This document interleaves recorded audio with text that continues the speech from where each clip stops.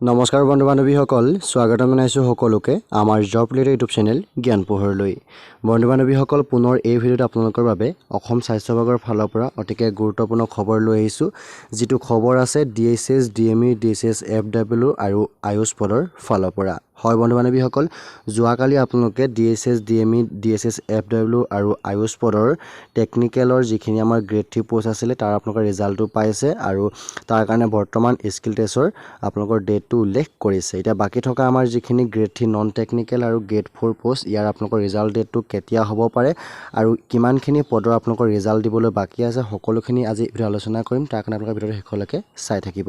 লগতে ভিডিঅ'টো লাইক কৰিব বুলি আশা থাকিল তাৰ উপৰি আপোনালোকে প্লিজ আমাৰ চেনেলটো এবাৰ সাবস্ক্ৰাইব কৰি ৰাখিব লগতে ঘণ্টা বেলটো বজাবলৈ নিশ্চয় নাপাহৰিব সো ফ্ৰেণ্ডছ আজি ভিডিঅ'টো পলম নকৰি বলক আজি ভিডিঅ'টো ইয়াতে আৰম্ভ কৰোঁ সো বন্ধু বান্ধৱীসকল যোৱাকালি আপোনালোকে DHS DME DHS FW পদৰ আপোনালোকে গ্ৰেড 3 নন টেকনিকেলৰ পোষ্টবিলাকৰ আপোনালোকৰ ৰিজাল্ট নিশ্চয় পাইছে যিসকলে এক্সাম দিছিলে তেওঁলোকে নিজৰ নিজৰ ৰিজাল্টটো পাইছে গতিকে আমি এটা উল্লেখ কৰিম যে ইয়াতে আপোনালোকৰ DHSৰ যিখিনি আমাৰ পোষ্ট আছিলে টোটেল 2720টা পোষ্ট আছিলে ইয়াতে টোটেল আপোনালোকৰ য'ত আপোনালোকৰ গ্ৰেড 3 আপোনালোকৰ টেকনিকেল আৰু নন টেকনিকেল লগাই 1528টা পোষ্ট আৰু গ্ৰেড 4 আছিলে 1192টা পোষ্ট সো যোৱাকালি টেকনিকেল পোষ্টৰ গ্ৰেড 3 এতিয়া আপোনালোকৰ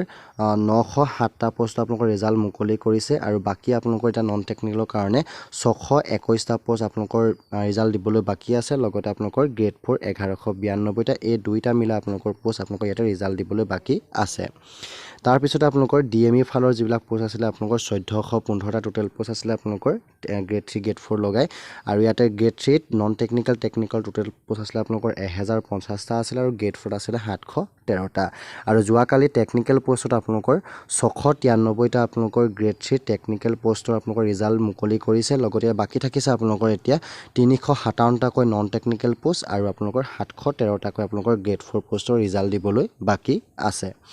নেক্সট আপোনালোকৰ DME যিবিলাক পোষ্ট আছিলে ইয়াতে আপোনালোকৰ টোটেল 207টা পোষ্ট আছিলে গ্ৰেড 3 আৰু গ্ৰেড 4 লগাই ইয়াতে গ্ৰেড 3 নন টেকনিকেল লগাই 182টা পোষ্ট আছিলে আৰু গ্ৰেড 4 আছিলে 25টা পোষ্ট ইয়াতে আপোনালোকৰ আছিলে আৰু যোৱাকালি আপোনালোকৰ টেকনিকেল পোষ্টৰ গ্ৰেড 3 আপোনালোকৰ মুকলি কৰিছে 166টা আপোনালোকৰ পদৰ ইয়াতে ৰিজাল্ট মুকলি কৰিছে যোৱাকালি যিসকলে এক্সাম দিয়ে তেওঁলোকৰ নিশ্চয় ৰিজাল্ট পাইছে আৰু বাকি থাকিছে আপোনালোকৰ এতিয়া গ্ৰেড 3 নন টেকনিকেল আপোনালোকৰ 16টা পোষ্ট বাকি আছে ৰিজাল্ট দিবলৈ লগতে আপোনালোকৰ 25টা পোষ্ট ইয়াতে গ্ৰেড 4 আপোনালোকৰ ৰিজাল্ট দিবলৈ বাকি আছে গতিকে ইমানখিনি পোষ্ট আপোনালোকৰ ৰিজাল্ট দিবলৈ বাকি আছে আৰু যিসকলে যোৱাকালি ৰিজাল্ট পাইছে তেওঁলোকৰ কাৰণে আমাৰ বেষ্ট অফ লাক থাকিলে যাতে তেওঁলোকে স্কিল টেষ্টটো ভালদৰে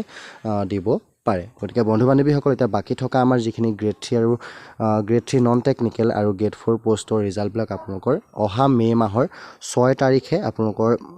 ঘোষণা কৰা কথা আছে বা যদিহে আপোনালোকে ইয়াৰ বাবে যদি কিবা ভাইভা অনুষ্ঠিত হয় তেন্তে আপোনালোকৰ ৰিজাল্টটো ইয়াতকৈ আগত অৰ্থাৎ আমাৰ এপ্ৰিল মাহৰ অহা সপ্তাহৰ মানে আপোনালোকৰ ৰিজাল্ট দিব পাৰে বা যদি তাৰ কাৰণে নটিচ আহে তেন্তে আপোনালোকৰ বাবে আমি নতুনকৈ এটা ভিডিঅ' ইয়াৰ নটিচৰ খবৰবিলাক লৈ আহিম গতিকে তাৰ কাৰণে আপোনালোকে আমাৰ চেনেল সাবস্ক্ৰাইব কৰি ৰাখিব লগতে এটা আমি ভিডিঅ' আলোচনা কৰিলোঁ যে আপোনালোকৰ বাবে দিবলগীয়া পোষ্টখিনি ইমানখিনি আৰু ৰিজাল্টৰ বাকি আছে গতিকে যিসকলে বৰ্তমান আপোনালোকে ৰিজাল্ট পোৱা নাই তেওঁলোকে অপেক্ষাত